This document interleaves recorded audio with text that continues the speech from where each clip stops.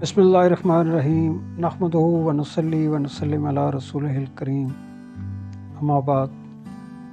دوستو، جنگ بدر تاریخ اسلام کا پہلا اور عظیم الشان معرکہ تھا، جس میں اللہ رب العزت نے مسلمانوں کی ایک قلیل جماعت کو ان کی بے سر و سامانی کے باوجود مشرکین کے ایک بہت بڑے اور ہر طرح کے جنگی آلات سے لیس گروہ پر ایک روشن فتح عطا فرمائی، جسے مورخین غزوہ بدر الکبریٰ کے نام سے موسوم کرتے ہیں۔ قرآن کریم کے اندر اسے یوم الفرقان یعنی حق و باطل اور خیر و شر کے درمیان حد فاصل کھینچنے والے دن سے تعبیر کیا گیا ہے۔ غزوہ بدر وہ فیصلہ کن اور تاریخ ساز جنگ تھی جس نے امت اسلامیہ کی تفسیر اور دعوت اسلام کے مستقبل کا فیصلہ کر دیا۔ اس کے بعد آج تک مسلمانوں کو جتنی بھی فتوحات اور کامیابیاں نصیب ہوئیں، وہ سب اسی فتح مبین کی مرہون منت ہیں جو بدر کے میدان میں اس مٹھی بھر جماعت کو حاصل ہوئی۔ ویورز، مکہ مکرمہ میں اسلام کا سورج جیسے ہی طلوع ہوا، کفار و مشرکین اسلام اور مسلمانوں کو مٹانے کے درپے ہو گئے۔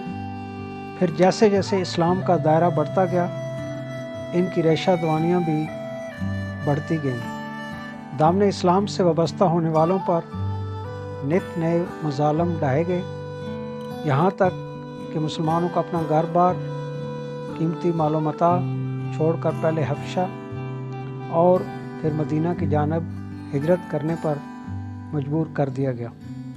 ہجرت کے بعد بھی ظلم و زیادتی کا سلسلہ جاری رکھا۔ ہمارے مکہ نے مسلمانوں کو زیارت کعبہ سے روکا، املاک مومنین ضبط کی، مدینہ منورہ پر لشکر کشی کی تیاری کی، اسلام کے خلاف ماحول بنایا، رسول کونین صلی اللہ علیہ وسلم اور مسلمانوں کے قتل کے منصوبے بنائے گئے، اہل ایمان پر ستم ڈھائے گئے کہ وہ دین سے باز آ جائیں۔ اسی کے نتیجے میں اسلام کی پہلی جنگ بدر، جو اسی میدان میں لڑی گئی جس کی آپ زیارت کر رہے ہیں، ماہ رمضان کے شروع میں حضور اکرم صلی اللہ علیہ وآلہ وسلم کو یہ خبر پہنچی کہ اہل قریش کا تجارتی مال و اسباب سے بھرا ہوا ایک قافلہ ملک شام سے مکہ جا رہا ہے۔ اس کے ساتھ 30 یا 40 آدمی خاص اہل قریش کے ہیں اور ان کا سردار ابو سفیان ہے۔ اس کے ہمراہیوں میں عمر بن العاص، مزمت بن نوفل شامل ہیں۔ آپ صلی اللہ علیہ وسلم نے مسلمانان مہاجرین و انصار کو جمع کر کے اس قافلے کی طرف پیش قدمی کرنے کا حکم صادر فرمایا۔ اتفاق سے یہ خبر ابو سفیان تک پہنچی۔ اس نے مسلمانوں سے ڈرتے ہوئے زمزم بن عمر غفاری کو اجرت دے کر مکہ کی طرف روانہ کیا اور یہ کہلا بھیجا کہ تمہارا قافلہ محمد صلی اللہ علیہ وسلم اور ان کے تابعین کی وجہ سے مرز زوال میں ہے، دوڑو اور اپنے قافلے کو بچاؤ۔ چنانچہ اہل مکہ یہ سنتے ہی سب کے سب نکل کھڑے ہوئے، سوائے چند افراد کے جن میں ابو لہب بھی شامل تھا۔ ابو سفیان اپنے قافلے کو ساحل کے ساتھ ساتھ لے کر مکہ کی جانب چلا تو راستے میں اہل مکہ بھی مل گئے۔ اس نے خوش ہو کر کہا، چلو واپس چلو، ہمارا قافلہ صحیح و سالم بچ آیا ہے۔ مگر ابو جہل نے ابو سفیان کے مشورے کو رد کر دیا اور فوج کو بدر تک جانے پر اصرار کیا۔ اس نے بڑے تکبر اور غضب سے کہا، خدا کی قسم، ہم واپس نہیں جائیں گے، ہم بدر تک جائیں گے اور 3 دن وہاں ٹھہریں گے اور اونٹ ذبح کریں گے اور کھائیں گے، کھلائیں گے اور شراب نوشی کریں گے اور گلوکارائیں ہمارے لیے گانے گائیں گے اور عرب ہمارے متعلق اور ہماری پیش قدمی سے متعلق سنیں گے تو ہمیں شام سے ڈرتے رہیں گے۔ جب سرور کونین صلی اللہ علیہ وآلہ وسلم کو مشرکین مکہ کی پیش قدمی، ان کی تعداد، ان کی جنگی تیاریوں کے بارے میں پتہ چلا تو آپ صلی اللہ علیہ وسلم نے مہاجرین و انصار کو جمع کر کے مشورہ کیا۔ پہلے مہاجرین نے نہایت خوبصورتی اور بے سر و چشم ہر حکم بجا لانے کا اقرار کیا، اور اس کے بعد آپ صلی اللہ علیہ وسلم نے انصار کی طرف رخ کیا۔ ان میں سے حضرت سعد بن معاذ نے عرض کیا، یا رسول اللہ صلی اللہ علیہ وسلم، ہم آپ صلی اللہ علیہ وسلم کے دست مبارک پر بیعت کی ہے، اگر آپ صلی اللہ علیہ وسلم دریا میں کودنے کو فرمائیں گے تو ہم اس میں بھی غوطہ لگا دیں گے۔ آپ صلی اللہ علیہ وسلم کے نام پر ہمارے ساتھ چلیے، ہم ساتھ چھوڑنے والوں میں سے نہیں ہیں۔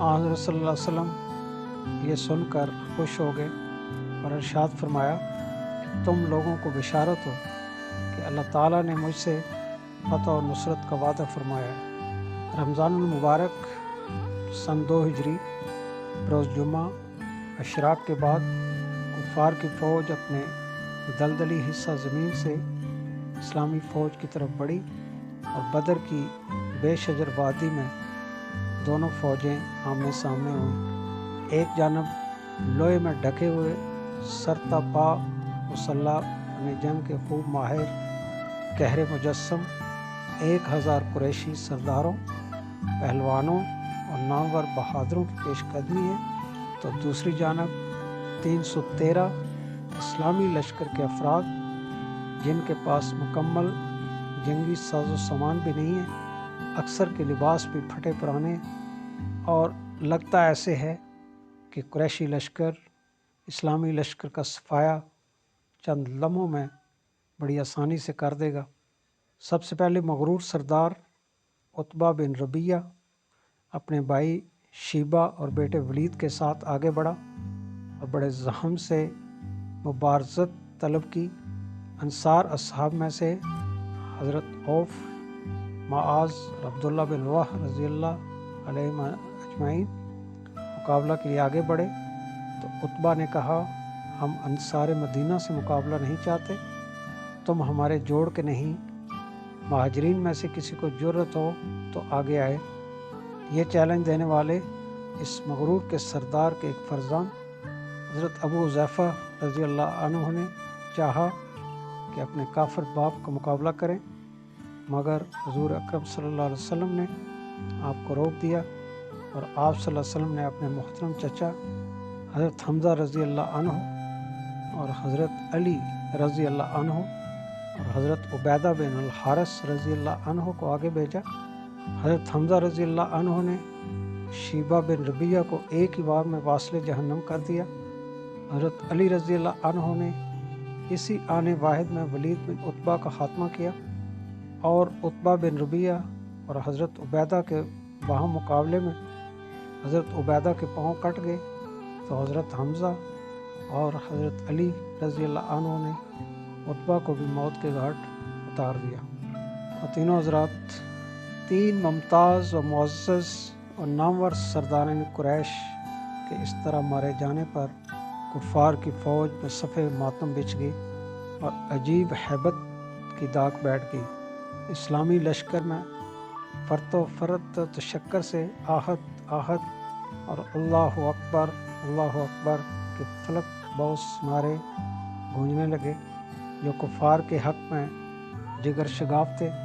بعد ازاں کفار نے اپنے مقام سے تیر برسائے، جن سے حضرت معیج بن صالح اور حضرت حارثہ بن سراقہ شہادت کے رتبے پر فائز ہوئے، اور اس کے بعد گمسان کی لڑائی شروع ہو گئی۔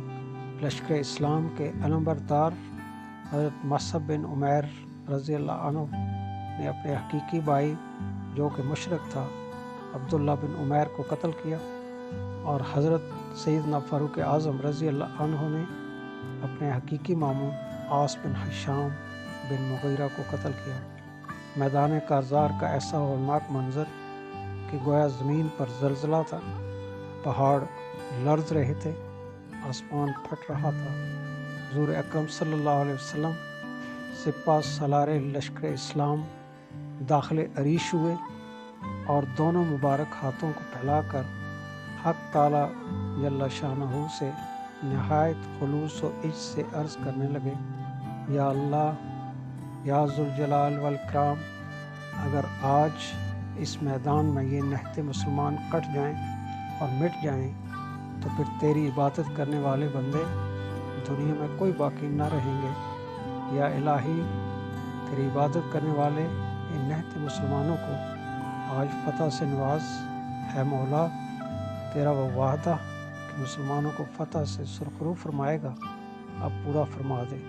چنانچہ اسی دن صحابہ کرام رضوان اللہ علیہم اجمعین کی مختصر سی جماعت نے، جو تعداد اور ساز و سامان دونوں لحاظ سے دشمن سے کم تھی، ایسی جرت، ہمت اور استقلال سے مقابلہ کیا اور اپنے امیر جناب رسول خدا صلی اللہ علیہ وسلم کی ایسی اطاعت کی، اور رسول خدا نے ایسے بروقت اور برمحل ماہرانہ فیصلے فرمائے کہ جن سے جنگ کا نقشہ حیرت انگیز طور پر مسلمانوں کے حق میں نکلا۔ اس جنگ میں 70 کافر مارے گئے، 70 گرفتار ہوئے اور 14 مسلمان مقام شہادت سے سرفراز ہوئے۔ اللہ تعالیٰ نے اپنے نبی برحق صلی اللہ علیہ وسلم کی دعا قبول کر لی اور کفار کو ذلیل و رسوا کر دیا۔ دوستو، شہدائے بدر کی فضیلت کے حوالے سے رفاع بن رافع رضی اللہ عنہ سے روایت ہے، جبریل علیہ السلام رسول اللہ صلی اللہ علیہ وسلم کی خدمت میں حاضر ہوئے اور پوچھا، آپ اہل بدر کو مسلمانوں میں کیسا سمجھتے ہیں؟ رسول اللہ صلی اللہ علیہ وسلم نے فرمایا، سب مسلمانوں سے افضل سمجھتا ہوں۔ حضرت جبریل علیہ السلام نے عرض کیا کہ فرشتوں میں سے جو فرشتے بدر میں حاضر تھے، ان کا درجہ بھی ملائکہ میں ایسا ہی سمجھا جاتا ہے۔ یہ بخاری شریف کی حدیث ہے۔ حضرت ابو ہریرہ رضی اللہ عنہ سے روایت ہے، رسول اللہ صلی اللہ علیہ وسلم نے اہل بدر کو فرمایا کہ اللہ تعالیٰ نے تمہیں بخش دیا ہے، اب تم جو چاہو سو کرو۔ اندلس کے مشہور سیاح محمد بن جبیر نے بدر کے حال میں یوں لکھا ہے، اس موضع میں کھجور کے بہت باغات ہیں اور آب رواں کا ایک چشمہ ہے۔ موضع کا قلعہ بلند ٹیلے پر ہے اور قلعے کا راستہ پہاڑوں کے بیچ میں سے ہے۔ وہ قطع زمین نشیب میں ہے جہاں اسلامی لڑائی ہوئی تھی، اور اللہ تعالیٰ نے اسلام کو عزت اور اہل شرک کو ذلت دی۔ آج کل اس زمین میں کھجور کا باغ ہے اور اس کے بیچ میں گنج شہیدہ ہیں۔ اس آبادی میں داخل ہوتے وقت بائیں طرف جبل الرحمہ ہے۔ لڑائی کے دن اس پہاڑ پر فرشتے اترے تھے۔ اس پہاڑ کے ساتھ جبل الطبول ہے، اس کی قطع ریت کے ٹیلے کی سی ہے۔ کہتے ہیں کہ ہر شب جمعہ کو اس پہاڑ سے نکارے کی صدا آتی ہے، اس لیے اس کا نام جبل الطبول رکھا ہے۔ اور تینوں حضرات معرکہ بدر حضور علیہ الصلاۃ والسلام کے کئی معجزات سے مزین میدان جنگ میں اپنی صفوں کو لے کر نبی کریم صلی اللہ علیہ وسلم میدان کے وسط میں تشریف لائے، اور جنگ سے ایک روز قبل آپ صلی اللہ علیہ وسلم نے اپنے عصا مبارکہ سے مختلف لکیریں میدان میں کھینچتے ہوئے فرمایا، کل یہاں عتبہ بن ربیعہ کی موت ہوگی، اور یہاں اس دور کے فرعون ابو جہل کی موت واقع ہوگی۔ الغرض مشرکین کی موت اور ان کے مقتل کی جیسے نشانیاں فرمائی گئی تھی، اس سے ہٹ کر وقوع نہ ہوئی۔ یہ مسلم شریف کی حدیث ہے۔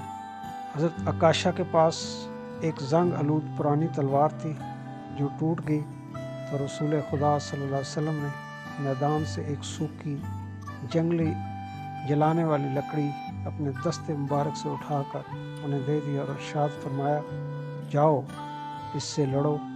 وہ لکڑی حضرت عکاشہ کے ہاتھ میں ایک سفید چمکدار فولادی تیز تلوار بن گئی اور عرصہ دراز تک 11 ہجری تک ان کے پاس رہی۔ اسی طرح حضرت سلمہ بن اسلم انصاری رضی اللہ عنہ کو بھی حضور صلی اللہ علیہ وسلم نے کھجور کی سوکھی شاخ دی، جو کہ فوراً ایک تیز دھار تلوار بن گئی۔ حضرت رفاع بن رافع بن مالک خزرجی انصاری حضرت قتادہ رضی اللہ عنہ کی زخمی آنکھوں کو حضور صلی اللہ علیہ وسلم نے اپنے لہاب دہن سے درست کر دیا۔ کفر و اسلام کے پہلے مارکے میں نہ صرف رسول عربی صلی اللہ علیہ وسلم کی قائدانہ صلاحیتیں اور حربی امور کی ماہرانہ اصول اجاگر ہوئے، بلکہ اس عظیم مارکے میں مجاہدین اسلام کے لیے بہت سی قیمتی اسباب پوشیدہ ہیں۔ غزوہ بدر میں ابتدا سے آخر تک آپ صلی اللہ علیہ وسلم نے دفاع، حملہ اور دوسرے اہم مراحل میں لشکر اسلام پر مکمل کنٹرول قائم رکھا۔ صحابہ اکرام رضوان اللہ علیہم اجمعین کے جذبہ جہاد شہادت کو اجاگر کیا اور ہر حال میں امیر کی اطاعت کا حکم دیا۔ صحابہ اکرام رضوان اللہ علیہم اجمعین نے میدان جہاد میں جتنے بھی کرہائے نمایاں سر انجام دیے، یہ تمام اطاعت امیر کا نتیجہ تھے۔ یہی وجہ تھی کہ اس 313 کے بظاہر معمولی لشکر نے وہ غیر معمولی کام کر دکھایا جو اسلامی تاریخ کے ماتھے کا جھومر ہے۔ فضائے بدر پیدا کر فرشتے تیری نصرت کو، فضائے بدر پیدا کر فرشتے تیری نصرت کو، اتر سکتے ہیں گردوں سے قطار اندر قطار۔ السلام علیکم ورحمۃ اللہ وبرکاتہ۔ اللہ تعالیٰ آپ کا حامی و ناصر